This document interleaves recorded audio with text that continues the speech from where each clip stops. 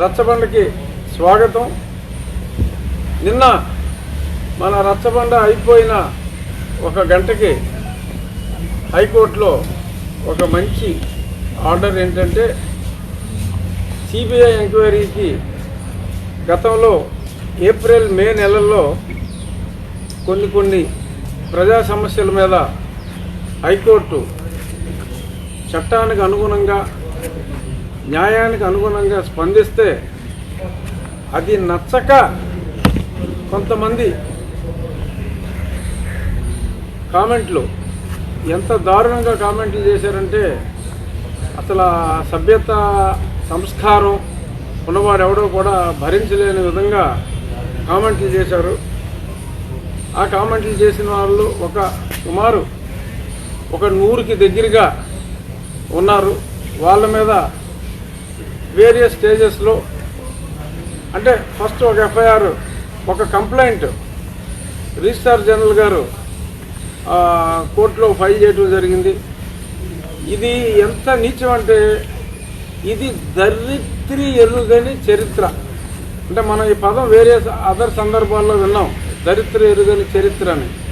ఒక న్యాయ వ్యవస్థని ఒక ప్రభుత్వం చెప్పాలి అంటే ప్రభుత్వం ఎలాగన్నదే ఆ జడ్జిమెంట్లో కూడా ఉంది. నిదానంగా దాని దగ్గరికి వెళ్దాం. ఒక న్యాయ వ్యవస్థని ఈ రకంగా నిర్వీర్యం చేసే ప్రయత్నంలో భాగంగా అసలు మనకి అబ్సల్యూట్ లాలెస్నెస్. అదే చట్టం అంటే మనకు గౌరవం లేదు.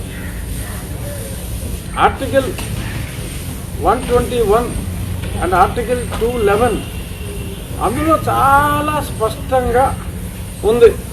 ఇలాగ ఎవరైనా న్యాయ వ్యవస్థని ఎవరు కూడా న్యాయ వ్యవస్థని పల్లెత్తు మాట అనకూడదు. మన రాజ్యాంగం షెడ్యూల్ 3లో క్లియర్ కట్గా, ఎందుకంటే న్యాయమూర్తులకి ఇప్పుడు ప్రజల దగ్గర నుంచి రక్షణ కావాలి. ఎందుకంటే వాళ్ళు నిష్పక్షపాతంగా జడ్జిమెంట్లు ఇవ్వాలి అంటే సమాజంలో ఎన్నో ఇబ్బందులు ఉంటాయి. సో ఆ ఇబ్బందులన్నింటినీ కవర్ చేయడం కోసం వాళ్ళకి ఇమ్యూనిటీ క్రియేట్ చేయడం జరిగింది.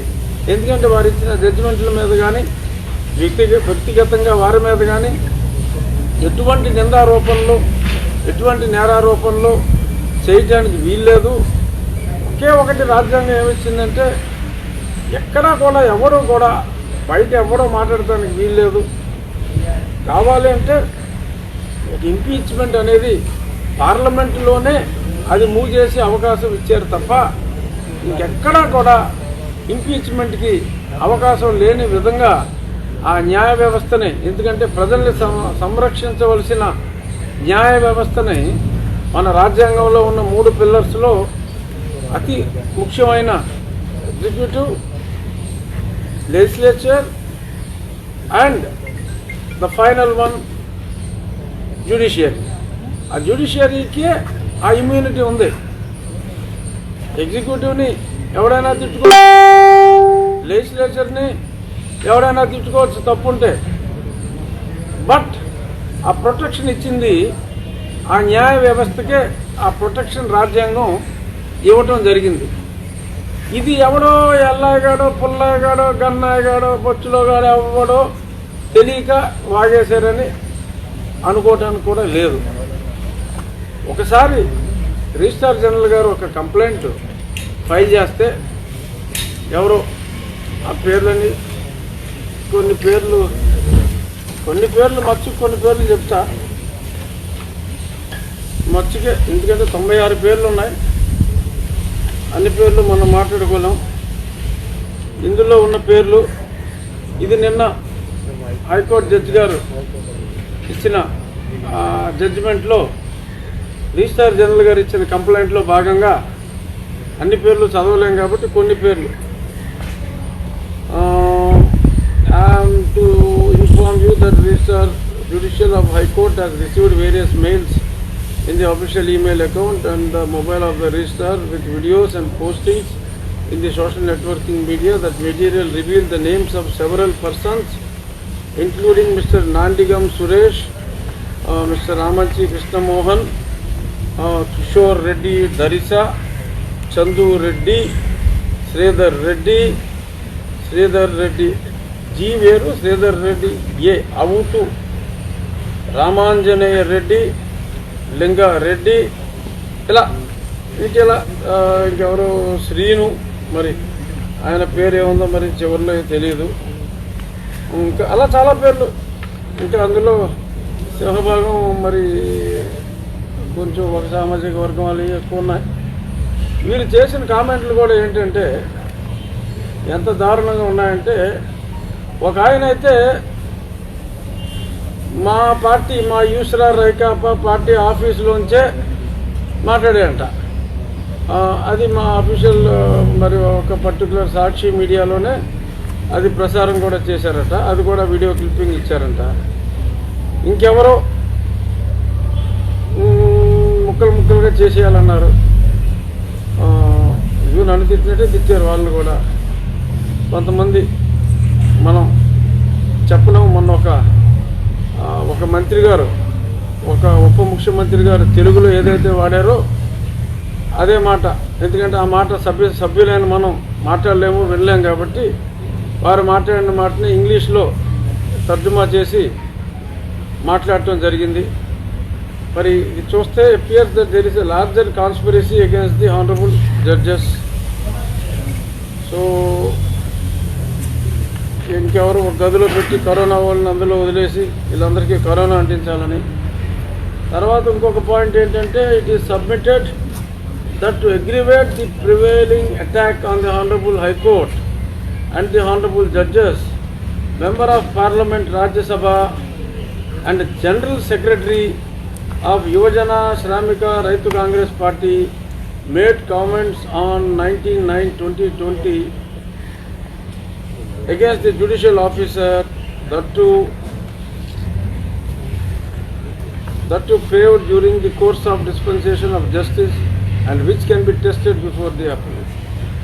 So, అంటే మరి జనరల్ సెక్రటరీ, మా పార్టీకి జాతీయ జనరల్ సెక్రటరీ, రాజ్యసభ సభ్యులు అయితే ఒకళ్ళే, విజయసాయి రెడ్డి గారు. బహుశా అక్కడ పేరు రాయకుండా ఆయన హోదాకి గౌరవం ఇస్తూ అది రాశారు.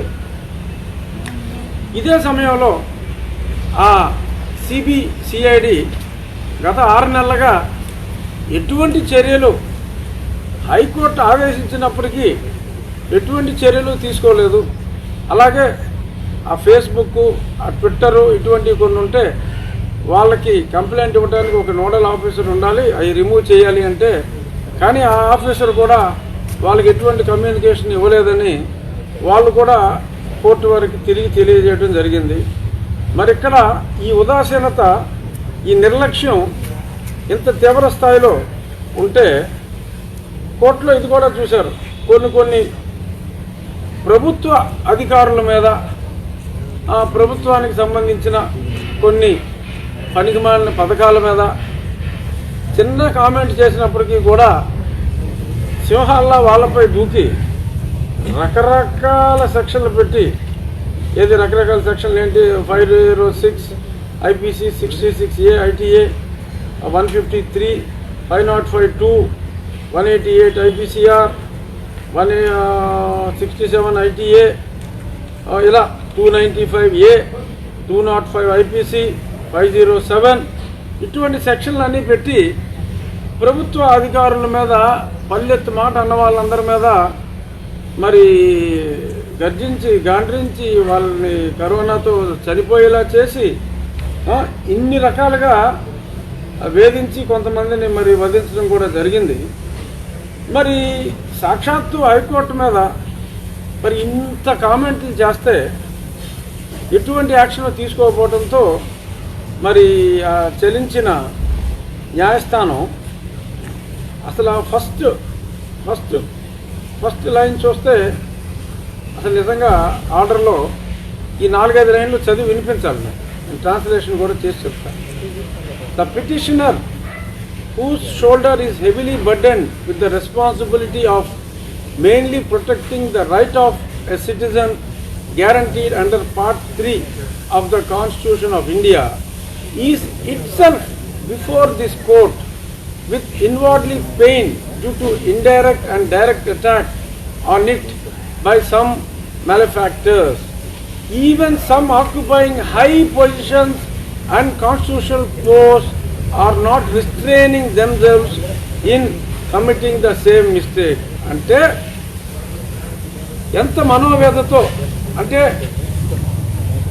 ఇంత సమాజాన్ని, ఒక కామన్ మ్యాన్ని ఏదైతే హక్కులు ఉన్నాయో హక్కుల పరిరక్షణ కోసం నియమించిన మమ్మల్ని ఈ రకంగా బాధ పెడతానికి డైరెక్ట్గా ప్రభుత్వ పెద్దలే పూనుకోవటం అనేది అత్యంత దురదృష్టం అని చెప్పడం జరిగింది. అలాగే it is true that under the provisions of the Contempt of Courts Act 1971, in a case of willful disobedience, insult to the court, one can be dealt with, but the fact remains that penal provisions under the Contempt of Courts are though enough to deter the persons who have some faith in the system, but not enough to deter such malefactors in making unwarranted allegations against the judiciary or judges. Ante contempt provision 1971 contempt of courts act ప్రకారం ఇచ్చినప్పటికీ కొంతమంది అంటే కావాలి అని చెప్పి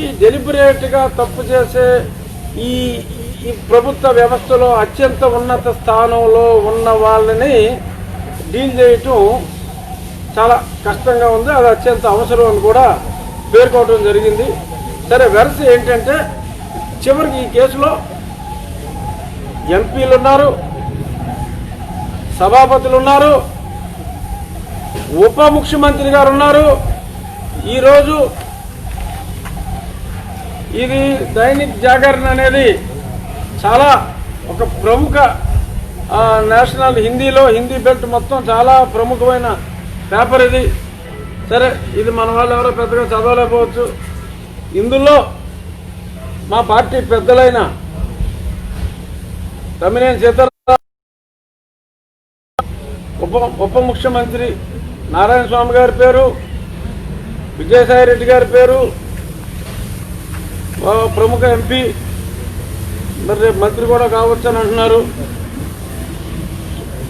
నందిగం సురేష్ గారి పేరు, ఈ పేర్లన్నీ కూడా ఇవాళ జాతీయ స్థాయిలో ఒక ప్రముఖ హిందీ పత్రికలో కూడా హైకోర్టు వీళ్ళందరి మీద చర్యలు తీసుకోమని చెప్పి రాయటం జరిగింది. సో ఈ రకంగా